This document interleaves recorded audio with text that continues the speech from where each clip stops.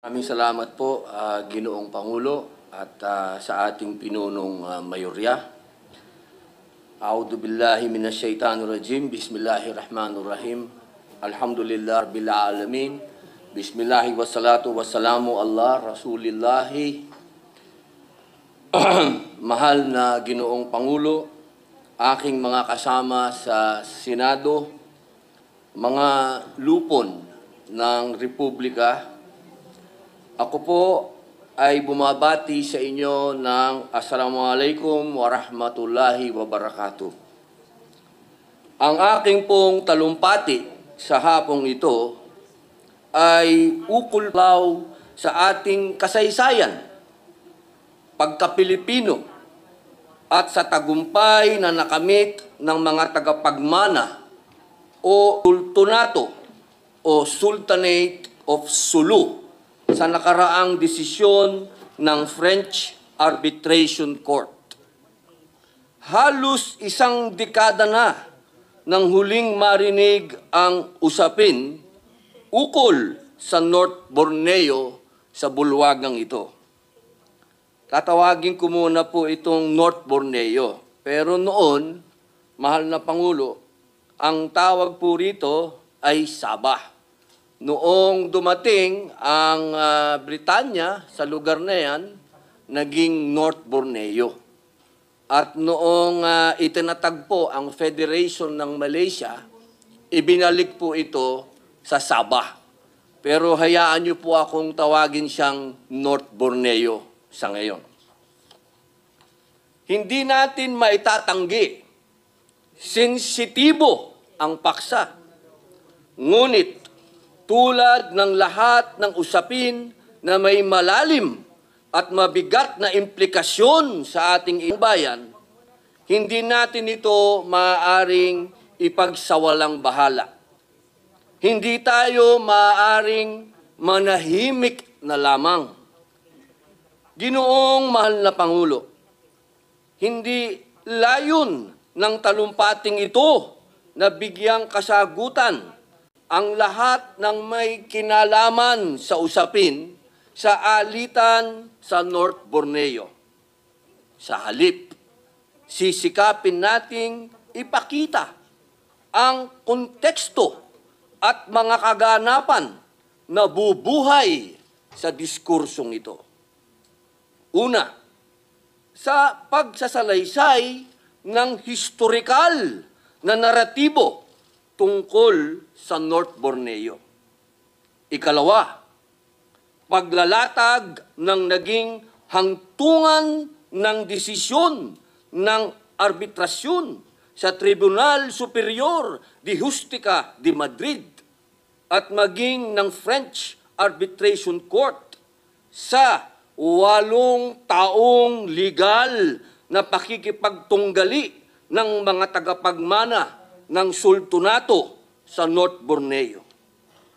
At pangatlo, pagsuri sa tugon ng gobyerno sa resulta ng arbitrasyon sa North Borneo sa isang banda. At sa kabila naman, ang masigasig na pagsusog nito sa kasong arbitral sa usapin ng West Philippine Sea. Bilang pangbuod, nais nating himayin ang mga aksyong maaaring ihatag sa Senado patungkol sa usaping nabanggit. Ang isyong ito ay masalimuot dahil magkakaugnay ang alitan mula sa batayan ng pagmamayari maging ng pagkakakilanlan ng karapat-dapat na tagapagman ng sultanato. At gayon din ang pagsasalin ng mga dokumento mula sa panahon na hindi pa isinisilang ang sino man sa atin na narito ngayon. Tayo po ay magbabalik tanaw sa kasaysayan. Pinagkaloob ng Sultan ng Brunei ang parte ng North Borneo sa Sultan ng Sulu bilang pasasalamat sa tulong ng huli sa pagsugpo sa isang rebelyon sa Brunei. Noong ika-22 ng Enero, 1878, pumasok ang Sultan ng Sulu na si Sultan Jamal al-Alam sa isang deed of lease kasama sina Gustavus Baron de Overbeck, isang Austria, at Alfred Dent ng Inglaterra. Itinatag nila ang British North Borneo Company o BNBC, isang pribadong kumpanya na pinagkalooban ng charter o kapangyarihan ng Britanya. Niliwanag rin ng Minister ng Foreign Affairs ng Britanya na si Earl Granville sa pamamagitan ng 1885 Madrid Protocol na walang suberenya ang BNBC sa North Borneo. Ayon kay the BNBC Charter also recognizes the grants of territory and powers of government made and delegated by the sultans in whom this sovereignty remains vested. Kasunod nito, noong ng confirmatory deed sa pagitan ng sultan at BNBC para sa karagdagang taunang upa mula $5,000 hanggang $5,300. Naitala ang kauna-unahang opisyal na aksyon ng bansa noong 1950 nang ihain sa Kongreso ang Concurrent Resolution number 42 na pinagtibay noong ika-28 ng Abril 1950. Nakasaad dito na ang North Borneo ay pagmamay-ari ng mga tagapagmana ng sultanato at kaugnay nito, binibigyan ng kapangyarihan ang presidente na magnegosasyon para sa panunumbalik ng sovereign jurisdiction. Taong 1963, ng opisyal na nagbigay ng abiso ang Pilipinas na hindi ito papayag na mapabilang ang North Borneo o Sabah sa itinatag na Federal Republic of Malaysia. Nagkasundo noon ang mga pinuno ng Malaysia, Pilipinas at Indonesia na ayusin ang issue sa pamamagitan ng internasyonal na hukuman. Gayunman, patuloy ang pagtanggi ng Malaysia sa arbitrasyon. Sa kabila nito, sa ilalim ng pamunuan ng dating Pangulong Ferdinand Marcos, pinagtibay ng Republic Act number 5446 noong 1968, isinasaad nito na ang North Borneo na ngayon ay Sabah ay kinikilalang teritoryo ng Pilipinas. Ginoong Pangulo, ang hindi pagkakaunawaan sa Sabah ay nag-uugat sa iisang tanong. Sa pamamagitan ng dokumentong nilagdaan ng Sultan ng Sulu noong 1870, binenta ba o ipinaupa lamang ang Sabah sa mga Briton na dating sumakop sa Malaysia? Ano ba ang saklaw ng upa sa usapin ng Sabah? Malinaw ang sinundan ng salaysay.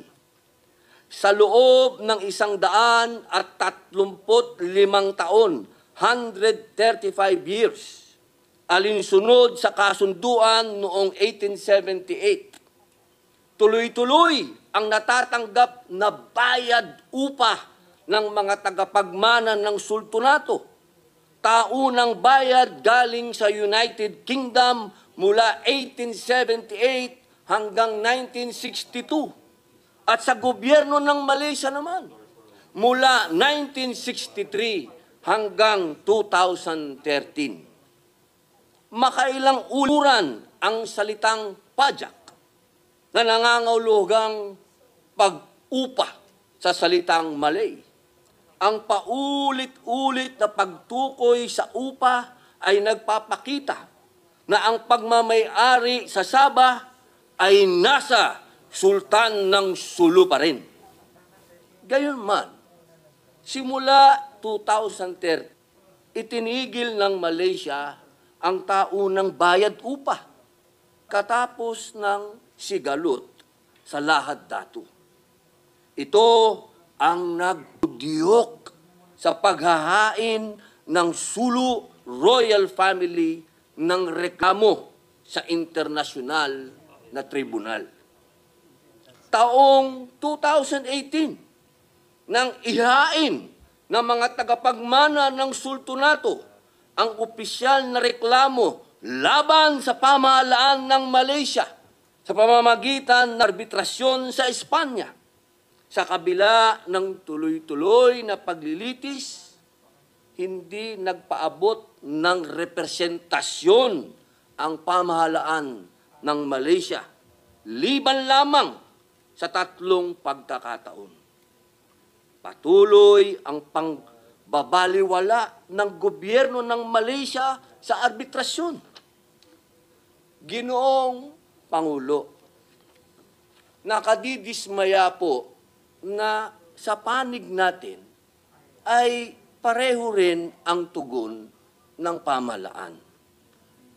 Hindi ba napakalaking kapabayaan na hinahayaan nating umasa na lamang ang sultanato sa tulong ng pribadong organisasyon para tustusan ang lehitimong laban?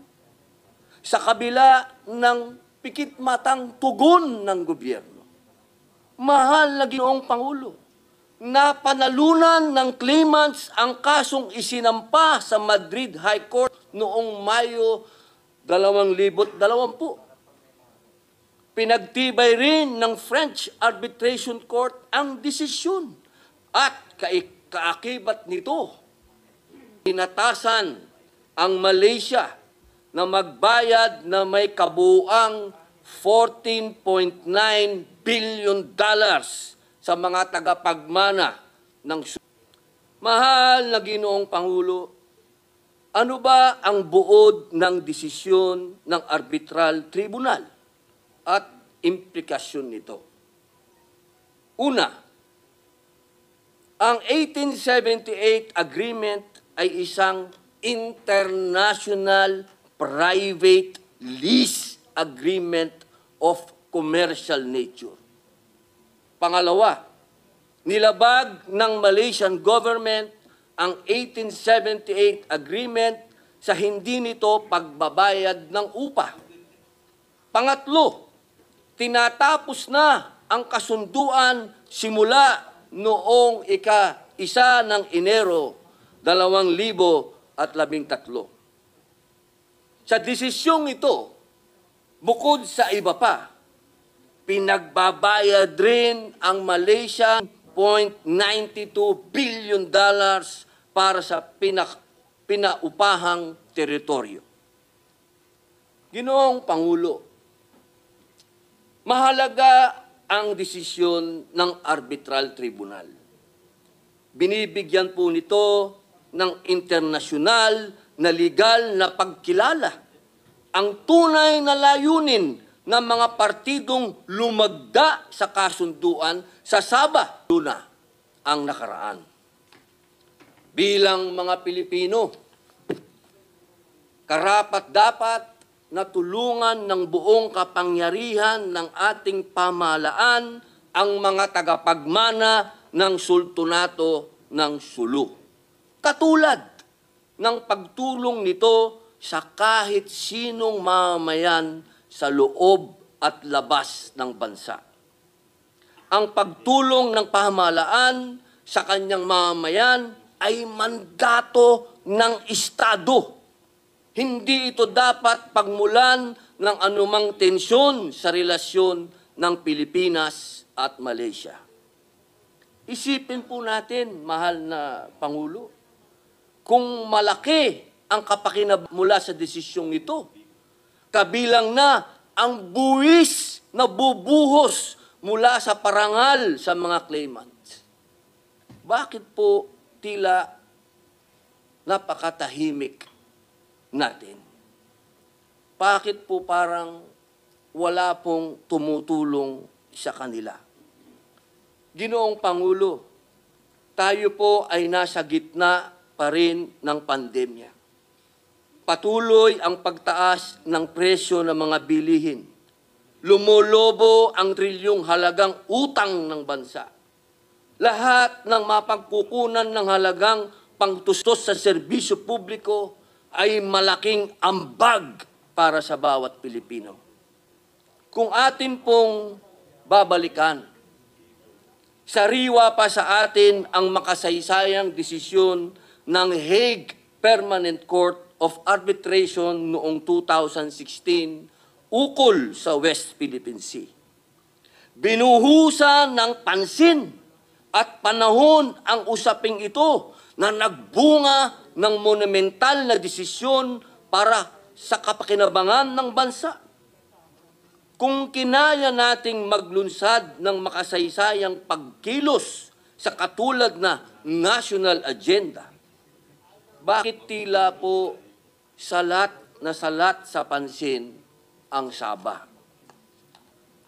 Sa nagdaang State of the Nation address ng ating pinakamamahal na Pangulong Bongbong Marcos, kanyang tinuran, I will not preside over any process that will abandon even 1 square inch of the territory of the Republic of the Philippines to any foreign power.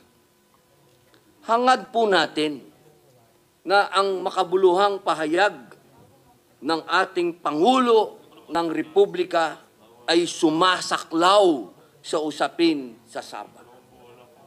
Isa puso at isip po natin bilang Pilipino at isang bansa, isang tagumpay ang panalo sa internasyonal na hukuman ng mga tagapagmana ng sultanato para sa kanilang karapatan sa Sabah. Bilang pagtatapos, hayaan niyo po ako uling ibahagi ang pahayag ng ating pinakamamahal na Pangulong Ferdinand Bongbong Marcos noong 2013 bilang isang mambabatas. We have historical claim over Sabah, and that's a fact. The Sultan of Sulu and his people, and by virtue of that fact, they deserve protection from the government of the Philippines. Maraming salamat po, Ginoong Pangulo. Maraming salamat, mga kasama.